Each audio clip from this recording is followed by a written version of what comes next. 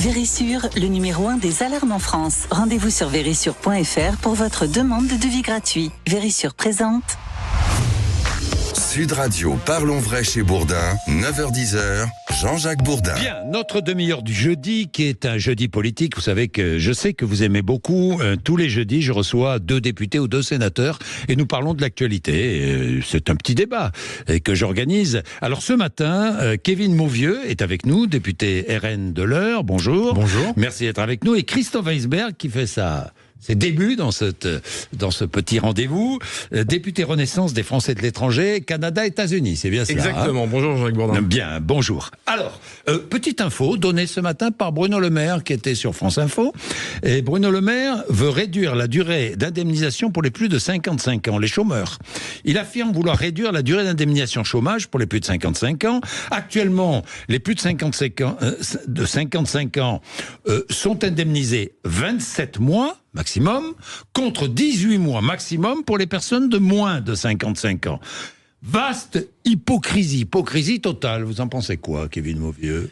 J'en pense que l'hypocrisie, c'est de faire croire que les seniors n'ont pas envie de travailler et qu'on va réduire leur droit au chômage pour les mettre au boulot. Tout le monde sait, ça a été dans le débat d'ailleurs au moment de la réforme des retraites, ça a été souvent évoqué. Tout le monde sait qu'en France, il y a des difficultés de recrutement, enfin des difficultés à se faire recruter plutôt pour les seniors. Il y a tout un tas de personnes proches de la retraite qui aimeraient travailler mais qui ne peuvent pas, et de personnes en retraite et qui n'arrivent pas à boucler les fins de mois avec leur petite retraite et qui voudraient travailler. Et en réalité, aujourd'hui, en France, peut-être que le système n'est pas suffisamment mis de sorte d'inciter les employeurs à embaucher des seniors. Et le problème est peut-être plus davantage ici que sur la motivation des seniors. Qu'en pensez-vous ? C'est justement ça l'objectif. On en avait, comme vous l'avez dit, parlé beaucoup pendant le débat sur les retraites, qu'un des mâles français, c'était justement cette non-employabilité des seniors qui sont poussés vers la sortie, souvent avec des plans où on leur dit vous allez profiter du chômage et ensuite vous quitterez, vous pouvez partir à la retraite. Et quand Bruno Le Maire dit ça... Les entreprises en profitent d'ailleurs, souvent. Exactement, et donc c'est pour ça que Bruno Le Maire pose le sujet comme ça. C'est pas pour stigmatiser les personnes, les seniors, c'est au contraire pour dire aux employeurs vous n'allez pas pouvoir les sortir de leur emploi en prétextant qu'ils vont pouvoir avoir des indemnités de chômage très longues. Oui, je comprends. Et puis il y a une autre chose, c'est que ces 55 ans, ça vous allez me dire ce que vous en pensez tous les deux, quand même, si j'ai 55 ans et 2 mois, je me retrouve au chômage, j'ai droit à 27 mois d'indemnisation. Si j'ai 54 ans et 9 mois, je me retrouve au chômage, je n'ai droit qu'à 18 ans. Pas normal quand même, ces fameux effets de... Mais c'est les effets de seuil. Mais les effets de seuil qu'on retrouve dans beaucoup de politiques que ça soit en dégressif France. Ou je sais pas. Il faudrait peut-être, trouver un système où ce soit plus dégressif, mais encore une fois... Certes, il y a ces effets de seuil à corriger, mais il y a le problème de l'employabilité des seniors. On en revient toujours au même. Alors certes, en faisant ça, peut-être que les entreprises vont avoir moins de facilité à dire aux seniors partez, vous aurez le chômage pendant 27 mois. Mais pour tous les seniors qui sont au chômage aujourd'hui, de leur sucrer le chômage plus tôt, c'est pas ça qui va... C'est jamais rétroactif. Les seniors, c'est jamais rétroactif. Ce sera pas rétroactif, mais c'est pas ça qui va changer la donne. Puis par ailleurs, il y aura un dialogue paritaire avec les syndicats et tout ça. Donc ça fait partie des problèmes qui ont été identifiés depuis le début. On est dans une société plutôt du plein emploi, alors que pendant des années, on n'était pas. Et une des raisons pour lesquelles on s'attaque aussi à l'assurance chômage, c'est pour éviter, dans un moment où il y a beaucoup d'emplois, qu'on trouve des passerelles pour que les entreprises lâchent des gens qui sont encore très employables et qui ont beaucoup d'expérience et qui peuvent énormément apporter à une entreprise. Bon, plus grave, ce qui se passe au Proche-Orient, évidemment, les otages, c'est retardé pour l'instant, parce qu'il y a encore des négociations, c'est difficile, avec 3 médiateurs principaux, l'Égypte, le Qatar et les États-Unis, qui jouent un rôle important. Vous êtes élu Canada-États-Unis, élu Renaissance Canada, vous représentez les Français. Les États-Unis sont encore là, quand même, parce que tout le monde dit on essaie de les mettre à l'écart, mais enfin, sans les États-Unis, rien ne se passe. Malheureusement, les États-Unis sont toujours là, avec un président Biden qui a un discours qui, je pense, est exactement celui qu'il faut. C'est-à-dire un discours, quand il est allé en Israël, il a évidemment rapporter le soutien des États-Unis, le soutien inconditionnel en fait des États-Unis à Israël, mais il a aussi rappelé aux États-Unis qu'il fallait éviter les erreurs qui avaient pu être faites sur le terrorisme par les États-Unis. C'est lui qui l'a évoqué en 2001, après les attentats du 11 septembre. Donc c'est sûr que c'est un joueur fondamental. L'une des raisons, c'est que c'est quand même la première armée au monde, et que ce qui fait qu'on est un joueur important dans les relations internationales, c'est le renforcement aussi de nos armées, ce qui est un point qu'on a mis en place d'ailleurs avec Emmanuel Macron, qui a augmenté les budgets de la défense. Alors en Israël, il y a des associations de victimes du terrorisme et une partie de l'extrême droite qui proteste contre la libération des prisonniers palestiniens. Le ministre de la Sécurité nationale, extrême droite du gouvernement Netanyahou, dit Israël commet une très grosse erreur. Vous comprenez cette... Kevin Mauvieux? Moi, je pense que c'est trop compliqué pour donner un avis clair sur la question. Il y a des négociations qui sont en cours, on va pas venir les entraver. Oui. L'objectif, pour moi, il y a deux objectifs principaux. Le premier, c'est la libération de nos otages. Oui. Et le deuxième, c'est l'éradication du Hamas. Une fois qu'on a posé ces deux objectifs sur la table, il faut tout mettre en œuvre pour les atteindre. Il y a des discussions qui sont en cours. J'ose espérer que la libération de Palestiniens, si il y a libération d'otages palestiniens, il y aura de prisonniers palestiniens. Je dis si parce que otages. Vous l'avez dit vous-même, la situation elle est difficile. Oui, il y a encore des discussions en cours. Ce ne sont pas des otages, hein, les Palestiniens. Ce sont des prisonniers palestiniens. Ce sont des prisonniers. J'ose espérer, et je pense qu'ils le feront, mais après ça, on n'est pas dans le secret de tout ce qui se passe, là-bas. Mais j'ose espérer qu'un tri sera fait sur les Palestiniens qui seront libérés en fonction de leur dangerosité. En tout cas, la situation, elle est complexe. Et aujourd'hui, c'est difficile de se prononcer sur une situation qui est encore en cours de négociation et dont on ne sait même pas encore comment ça va aboutir et comment J'aime votre prudence, vous aussi. J'aime votre prudence à tous les deux. Parce que je vois sur des plateaux de télévision beaucoup d'intervenants qui ne connaissent rien du tout à la question, mais qui tout de suite donnent leur avis sur ces sujets-là. Ouais. Merci pour votre prudence. Je vais revenir sur deux autres sujets. Pays-Bas, l'extrême droite qui gagne les législatives. Ça va vous ravir, Kevin Mauvieux, j'imagine, non? Évidemment, on ne peut que... Parce que c'est un ami de Marine Le Pen. On ne peut que se réjouir. Mais effectivement, pour repositionner le contexte et que les gens sachent pourquoi au Rassemblement National on se félicite de cette victoire, c'est que le groupe qui vient de gagner là-bas, c'est un groupe qui fait partie du groupe Identité et Démocratie, qui est le groupe dans lequel nous adhérons, nous, au Parlement européen. Donc ce sont nos alliés. Alors après... attention au terme d'extrême droite, parce que dans le terme d'extrême droite, on met énormément de personnes, on met énormément de groupes qui parfois n'ont absolument rien à voir les uns aux autres. On met Reconquête aussi. Peut-être, mais ça c'est moi j'utilise pas le terme d'extrême droite, donc. Mais si vous voulez, le terme d'extrême droite sert souvent à disqualifier une personne par rapport ou un parti par rapport aux autres. Bon, en réalité, nous on se félicite de son arrivée parce que c'est un groupe avec lequel on travaille au niveau européen. Maintenant, c'est donc gagner les élections, mais ils sont pas au pouvoir encore. Parce ils sont pas. Non, mais après, ça c'est autre chose. Il va falloir constituer des coalitions. Et j'ai l'impression que personne ne veut. Et c'est pas gagné. Personne ne veut s'allier avec Geert Wilders. Mais ça, après, c'est le jeu de la démocratie là-bas. C'est pas à nous d'entraver le jeu de la démocratie. On va en parler. On va continuer à en parler. Et puis, je reviendrai sur ce qui s'est passé à Crépol. Allez, 9h42. Vous êtes sur Sud Radio. À tout de suite. Vérissure, le numéro 1 des alarmes en France. Rendez-vous sur vérissure.fr pour votre demande de devis gratuit. Vérissure présente. Sud Radio, parlons vrai chez Bourdin, 9h-10h, Jean-Jacques Bourdin. Jeudi politique, Kevin Mauvieux, député Rassemblement National de l'Eure, est avec nous, ainsi que Christophe Weisberg, qui est député Renaissance des Français de l'étranger, Canada, États-Unis. Sur la victoire dans les urnes du candidat d'extrême droite, Kevin Mauvieux ne veut pas qu'on emploie cela. Enfin, très à droite. Si je dis très à droite, ça vous va? Mais après, vous dites ce que vous voulez. Moi, j'analyse le terme, mais vous dites ce que vous voulez. Vous croyez que je dis ce que je veux? Oui. J'ai toujours dit ce que je voulais, oui. Mais je respecte aussi ce que mes interlocuteurs. Bon. Candidat d'extrême droite, c'est ainsi qu'il est qualifié. Candidat d'extrême droite, Geert Wilders. Qu'en pensez-vous, Christophe Weisberg? Est-ce que c'est un prélude à la victoire de Marine Le Pen en France?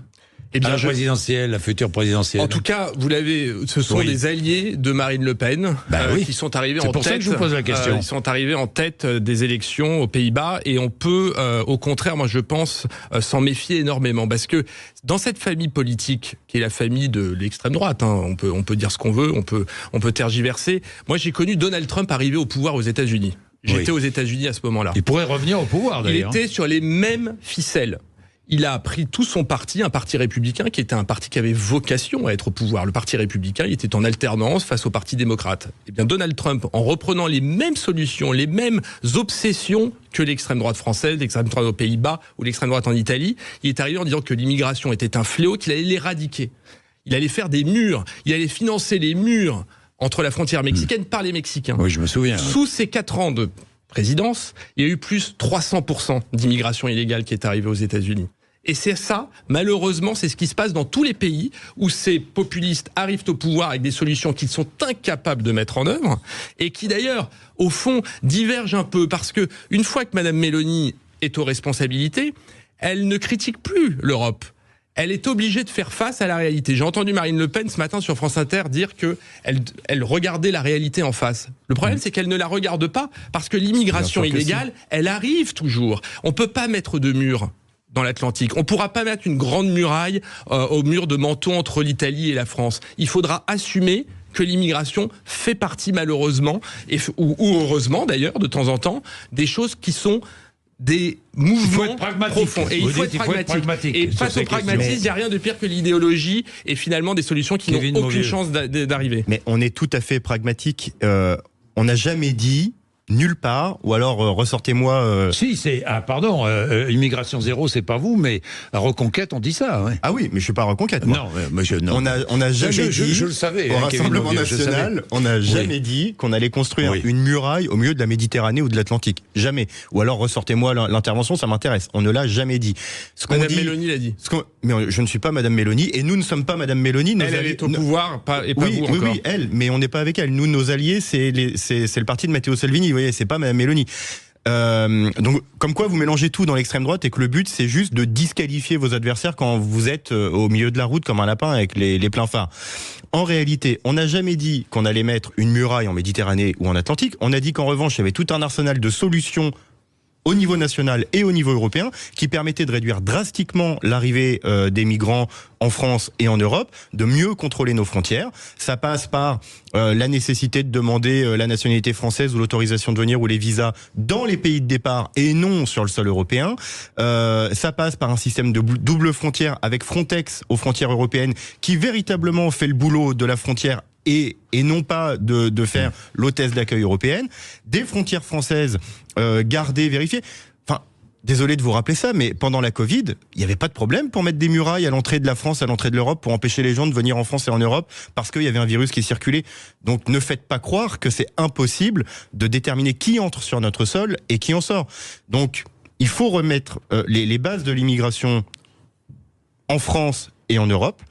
Et j'insiste bien, et en Europe, parce que souvent on essaye de nous faire croire qu'on veut se replier sur la France. Pas du tout. Nous, ce qu'on veut, c'est une Union européenne qui fonctionne avec des nations, contrairement à ce que votre parti, avec les Verts, etc., ont voté au Parlement européen hier, qui consiste à ce que Mme von der Leyen devienne une présidente européenne avec presque les pleins pouvoirs, qu'elle nomme elle-même les commissaires, et qu'on ait une Europe qui gère tout à la place des pays. Donc nous, ce qu'on veut, c'est une Europe des nations, avec les nations qui se protègent, et l'Europe qui protège les nations. C'est aussi simple. Mais ça ne marche pas, ça. Parce que vous l'avez déjà essayé ? Bah en fait, ça Est-ce que vous l'avez déjà essayé ? L'Europe des nations ? Oui. Bah ça existait avant que l'Union européenne soit créée. Le problème de l'Union européenne, c'est souvent le problème de l'Union. Déjà, premièrement, c'est toujours amusant de parler du Covid. Pendant le Covid, on pouvait pas prendre le métro pour aller à son travail. Alors évidemment, on pouvait plus prendre l'avion. Et puis moi, je peux vous dire, mes Français, ils pouvaient plus aller des États-Unis. En France, il y avait un travel ban pour des raisons qui étaient des raisons sanitaires. Donc je trouve ça étonnant de faire la comparaison avec ça. Par contre, l'Europe des nations, excusez-moi, mais c'est ce qui ne fonctionne pas. C'est-à-dire que sur des décisions comme celle-là, il n'y a pas de solutions qui sont gagnantes pour tout le monde.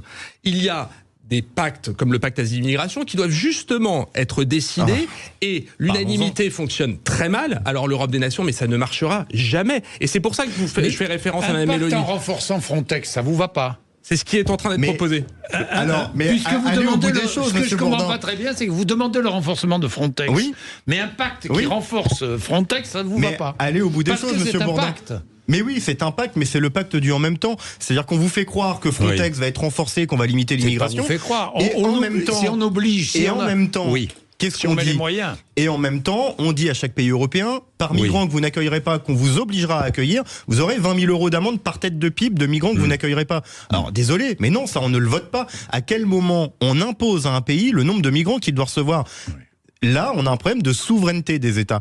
Et ce problème-là doit être absolument réglé. Donc non, un pacte qui nous fait croire que Frontex va être plus fort, quand bien même ce serait le cas avec Frontex, sortirait un petit peu renforcé, et qu'en même temps on impose 20 000 € par tête de pipe. Vous allez sur le site du gouvernement, vous avez des guides qui ont été mis en place pour expliquer aux maires de nos villes et de nos villages comment il va falloir accueillir les migrants. Ça ressort de ce pacte qui est en train d'être mis en place par l'Union européenne et qui vise à imposer au pays d'accueillir des migrants. Nous, c'est pas notre vision des choses. Bien, ce qui s'est passé à Crépol, moi je fais une remarque. Vous allez me dire si vous êtes d'accord avec moi ou pas. Je ne vais pas débattre sur l'exploitation ou pas politique de ce qui s'est passé à Crépol. Parce que je pense que ce qui importe, c'est ce qui s'est passé. Ce sont les faits, ce sont les arrestations, c'est le profil des suspects et c'est le formidable travail, je voudrais le souligner, de la gendarmerie nationale. Hein, je voudrais le souligner parce que au début j'ai vu partout fleurir sur les réseaux sociaux, on ne fait rien, personne ne dit rien, on ne fait rien. Pendant ce temps-là, la gendarmerie nationale travaillait et en espace de 3 jours, elle a arrêté les suspects présumés de ce qui s'est passé. Kevin Mauvieux. Alors, déjà, je vais rendre le même hommage que celui que vous venez de rendre aux policiers, aux gendarmes. Oui. Il n'a jamais été question de les mettre en cause. Mais pardon, au début, j'ai entendu tout de suite. Et le ministre de l'Intérieur n'intervient pas. Oui, c'est français, ça. Mais dès qu'il y a un truc, il veut tout de suite qu'on se jette se jette sur un fait. On parle du ministre de l'Intérieur. Oui. On parle du gouvernement. On ne parle pas des gendarmes et des policiers. Mais bien sûr. Peut-être qu'il se taisait parce que la gendarmerie enquêtait. Mais peut-être. Mais moi, je vais vous dire, moi, j'ai pas reproché à Gérald Darmanin de se taire. Oui. Je reproche à Gérald Darmanin, à chaque fois qu'il se passe quelque chose de cette nature, de nous répéter les mêmes phrases, de nous faire sa même pièce de théâtre, son même acte en 3 parties, pour au final accoucher d'une souris, voire de rien du tout, et puis on attend 6 mois, puis dans 6 mois on fera la même. Nous, c'est ça qu'on reproche. À un moment, il faut que les gouvernements, parce que ça fait des décennies que l'insécurité et l'ensauvagement montent en France, et on peut se permettre d'utiliser le terme d'ensauvagement, parce que il y a 5 ans, quand on l'utilisait, on se faisait un peu cracher dessus parce qu'on voulait donner une impression d'insécurité. Maintenant c'est bien, le ministre de l'Intérieur, visiblement, est opposant à lui-même, parce qu'il se permet de dire qu'il y a de l'ensauvagement en France. C'est bien de le dire. Qu'est-ce qu'on fait ? On attend quoi ? En l'occurrence, là, sur l'affaire de Crépol, vous dites bravo au ministre de l'Intérieur, puisque c'est le patron des gendarmes. Je dis bravo aux gendarmes, c'est pas le ministre de l'Intérieur qui a enquêté. Ouais. Je dis bravo aux gendarmes qui ont enquêté et interpellé. Oui. Après, si vous voulez qu'on félicite Gérald Darmanin parce que l'enquête a été vite, on peut féliciter Gérald Darmanin parce que l'enquête a été vite. Oui. Maintenant, j'aimerais que ça aille toujours aussi vite et j'aimerais qu'on parle de M. Dupond-Moretti et de sa justice derrière et de comment elle va suivre. Et comment elle va suivre Qu'en pensez-vous ? Déjà, rendons hommage, comme vous l'avez dit, aux gendarmes qui ont fait un travail quand même assez remarquable puisqu'ils ont identifié les suspects dans quelques jours et très vite. Et puis évidemment, surtout, ils les ont arrêtés. Ils les ont arrêtés et ils étaient en fuite. Oui, mais ils ont très bien fait. L'enquête a été bien faite. Un travail remarquable. On est tous bouleversés par ce qui s'est passé, par le jeune Thomas qui avait un visage angélique et qui est parti. On est tous bouleversés. Les termes, on peut pinailler sur les termes, mais l'important, comme vous l'avez dit, c'est l'action. Nous, on est responsables politiques, on n'est pas là juste pour mettre de l'huile sur le feu, on est là pour trouver des solutions. On a augmenté les budgets de la justice de façon absolument considérable depuis 5 ans. On a augmenté les budgets du ministère de l'Intérieur de façon considérable depuis 5 ans. La Première ministre, elle a fait des annonces fortes pour responsabiliser tout le monde, pour condamner le sentiment d'impunité. C'est ça qui compte. C'est pas de trouver un bouc émissaire permanent, comme ce que fait quand même l'extrême droite régulièrement. Non mais excusez-moi, mais juste pour répondre quand même rapidement en 2 mots. À aucun moment on cherche un bouc émissaire, voilà. Mais enfin, c'est bien de nous dire que vous avez augmenté les budgets, mais enfin, tout n'est pas question de budget. Vous pouvez mettre 2 fois plus de magistrats. Si les magistrats continuent à condamner à 35 heures de travaux d'intérêt général une personne qui traîne un policier sur 20 mètres, la personne va continuer à traîner un policier sur 20 mètres. C'est le laxisme judiciaire. C'est pas les moyens, c'est le laxisme qui pose problème. Nous verrons ce que fait la justice de cette affaire. Nous verrons bien et nous aurons l'occasion. En espérant qu'elle soit ferme. Nous aurons l'occasion, une fois que les faits seront avérés, de commenter. Bien, merci beaucoup à tous les deux. Merci d'être venus nous voir. Merci, Monsieur Bourdin. Tout de suite, Sud Radio Média, juste après les infos, Valérie Expert et Gilles Gansman reçoivent la journaliste Élise Lucet. Sud Radio, parlons vrai chez Bourdin, 9h-10h, Jean-Jacques Bourdin. Avec Vérissure, le numéro 1 des alarmes en France. Rendez-vous sur vérissure.fr pour votre demande de devis gratuit.